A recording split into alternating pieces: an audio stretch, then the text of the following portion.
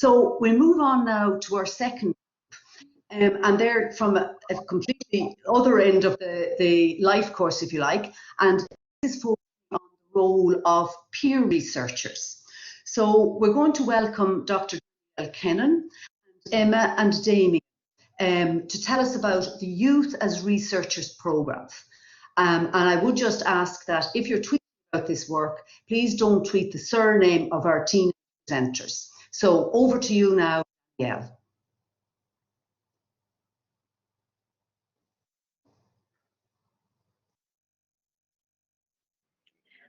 Okay, thank you, Adele. So I'm here with Emma and Damian. And first I want to introduce you to the Youth as Researchers programme, why we set it up and what it is. And then I'll hand you over to Damian, who will introduce you to the youth group that he's part of and the research that they conducted as part of that group. And then I'll hand over to Emma, who will talk to you about the positives associated with research that's led by youth.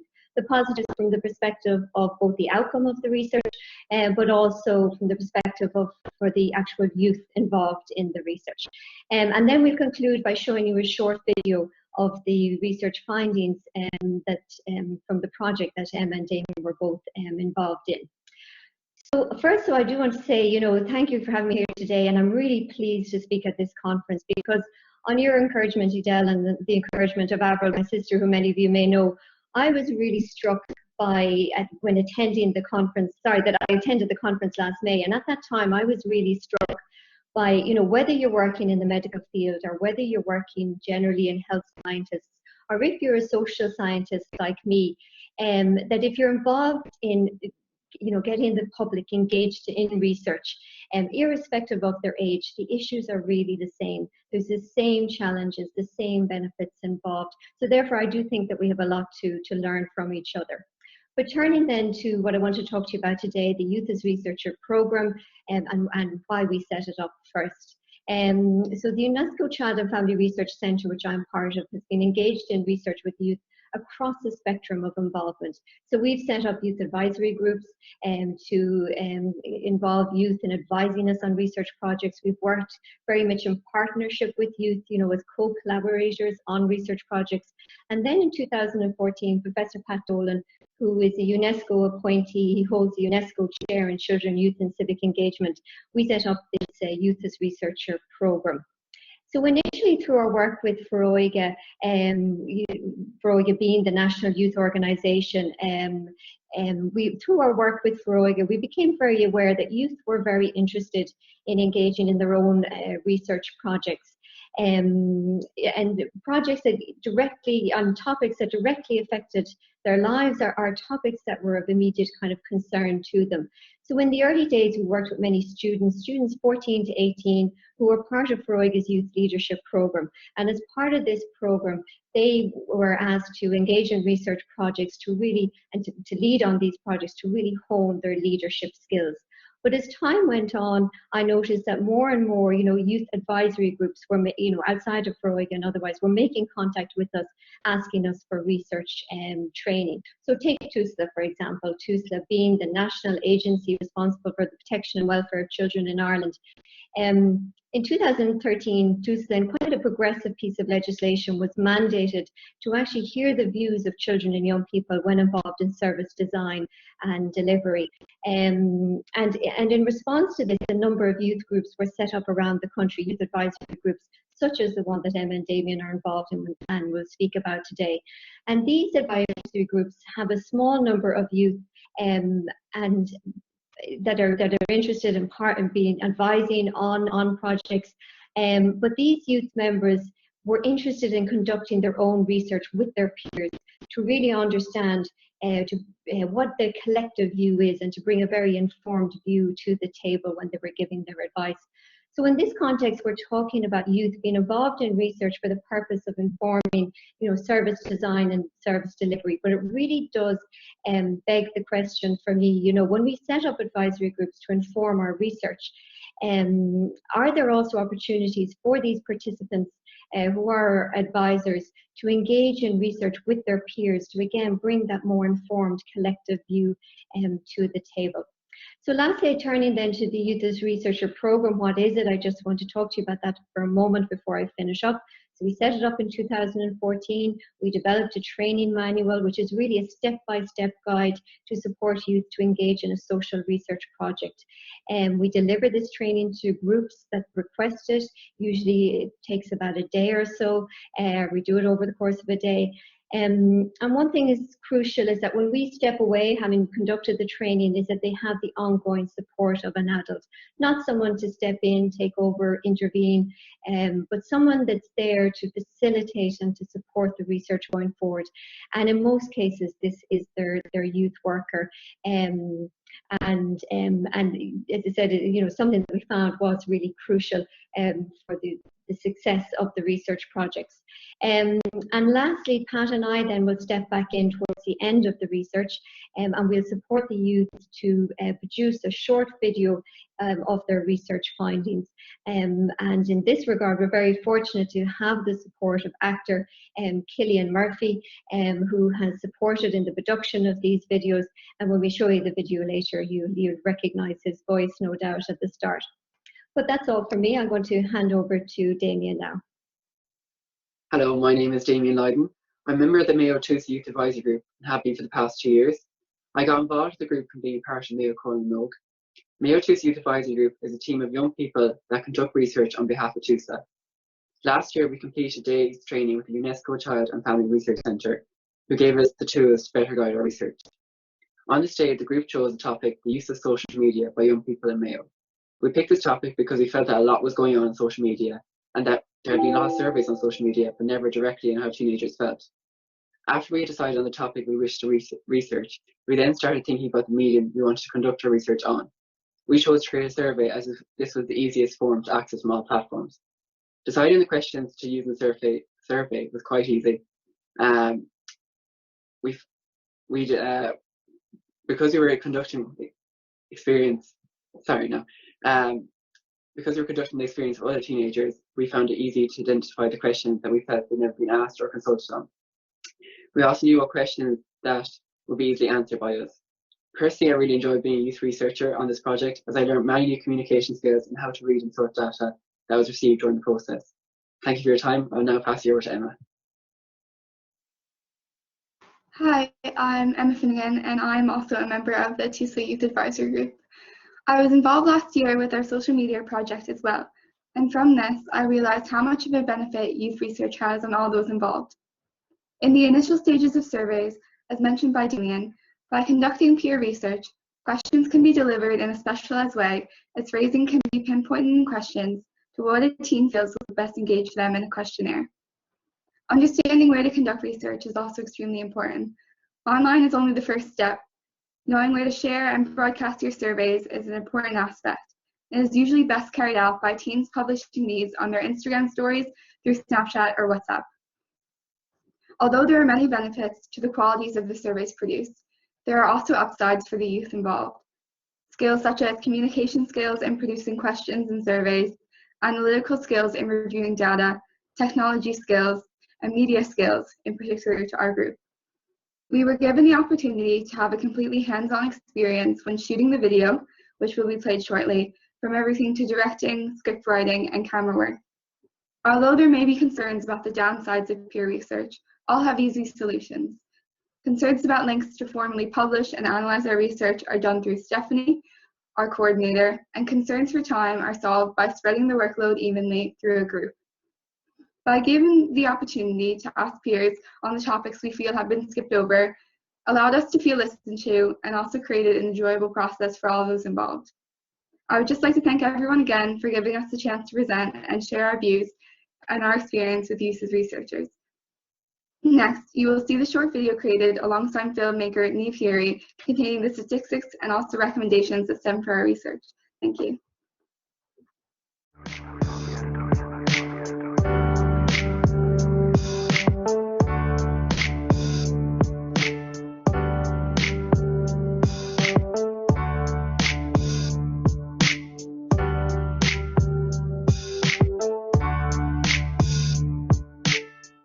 The Mayo Tusa Children and Young Persons Advisory Group are a group of young people from throughout County Mayo. After receiving training as part of the UNESCO Child and Family Research Centre Youth as Researchers programme, they decided to do a piece of research on social media use by teenagers. The group wanted to explore young people's use of social media, how much influence it has on their day-to-day lives, and whether young people feel pressure to use social media and the emotional impact it has on young people. The researchers put together an online survey which was then completed by students from secondary schools across Mayo.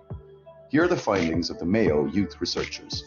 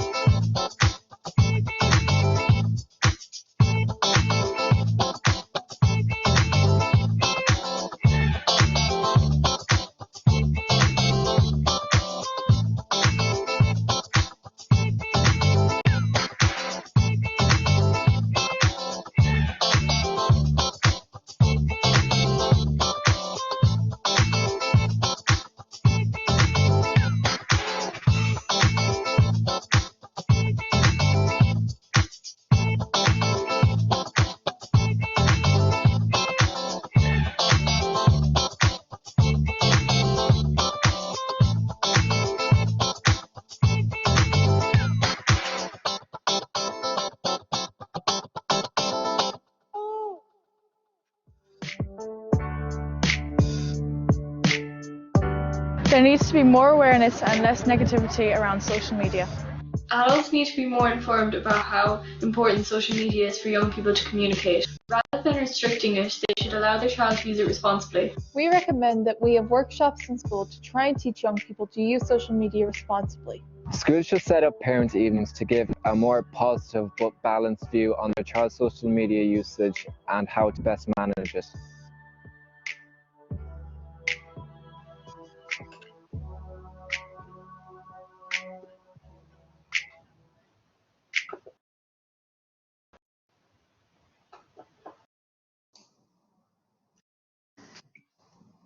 Excellent. Thank you so much, Emma, Danielle, and Damian, for your presentations. Really fabulous film at the end, video at the end, to help disseminate the results of the study as well.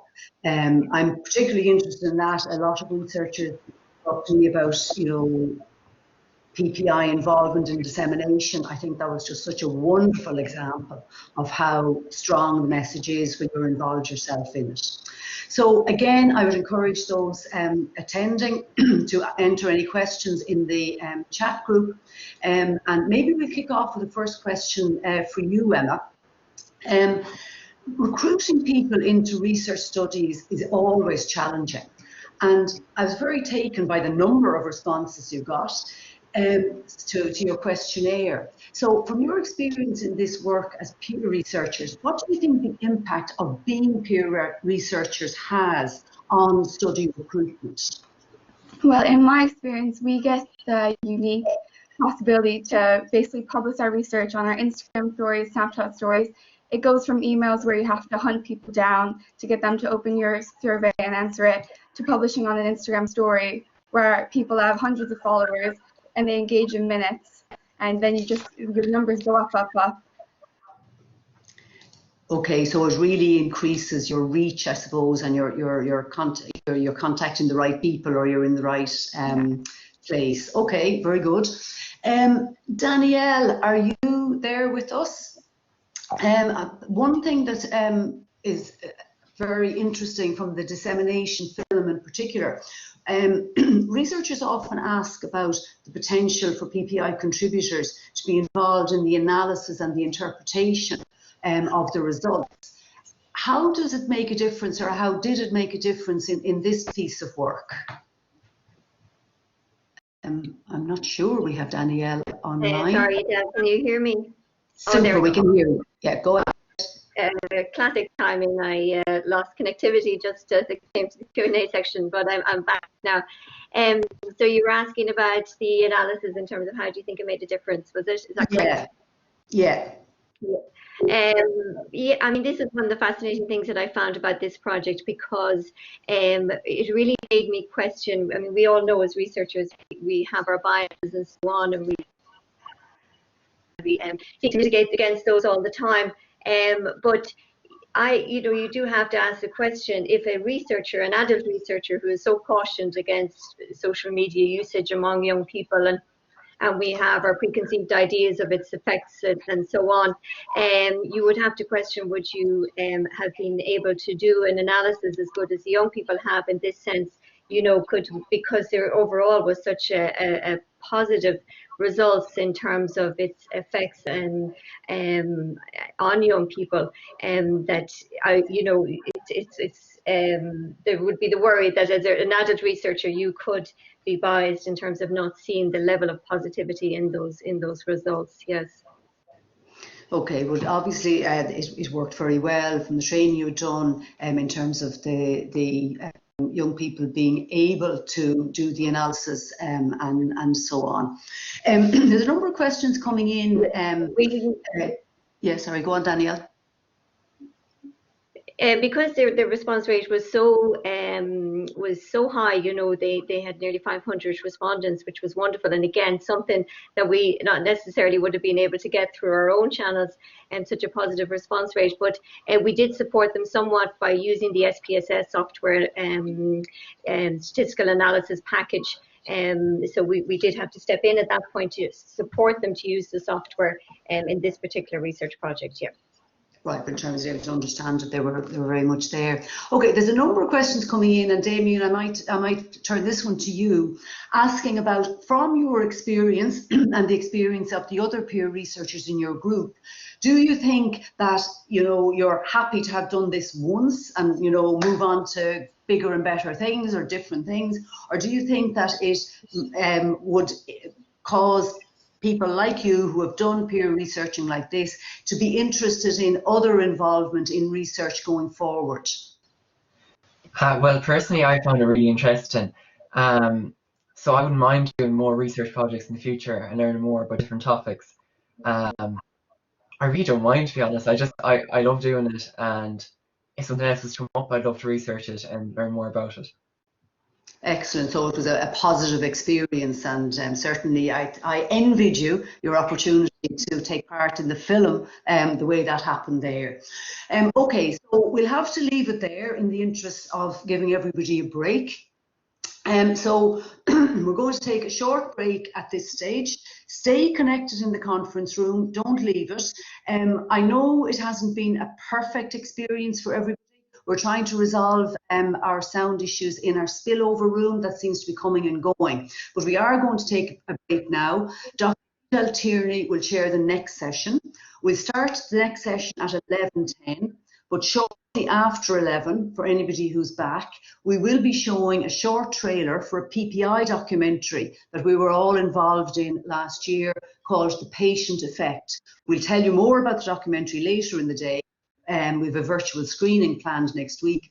We will show just the trailer during the break. So have a coffee, stretch your legs, and back ready for action again at 11:10. Thank you very much. I think Danielle, Damian and Emma, you'll just have to imagine the virtual round of applause as we sign off for our break. Thanks a lot.